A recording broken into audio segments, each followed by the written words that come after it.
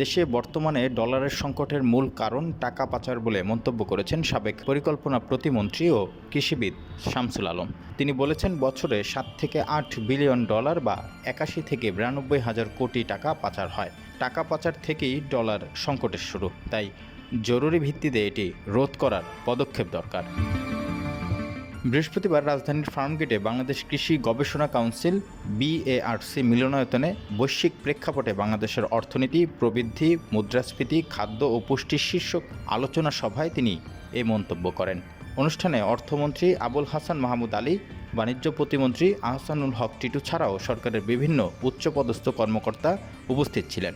সাবেক পরিকল্পনা প্রতিমন্ত্রী বলেন, ঋণের 22% ঝুঁকিপূর্ণ হওয়ায় ব্যাংকের খরচ বেড়ে যাচ্ছে। এর হ্রাস টানতেই হবে। ব্যাংক কমিশন করলে ভালো, না হলে অন্তত শক্তিশালী একটা কমিটি করা উচিত বিশেষজ্ঞ অর্থনীতিবিদদের নিয়ে। এবারের বাজেটে সরকার বেশ কিছু সাহসী পদক্ষেপ নিয়েছে উল্লেখ করে শামসুল আলম বলেন, মূল্যস্ফীতি কমানোর উদ্দেশ্যে সরকার এবার বাজেট কমিয়েছে। ঘাটতিও কমানো হয়েছে, যা খরচ কমানোর স্বার্থে করা হয়েছে।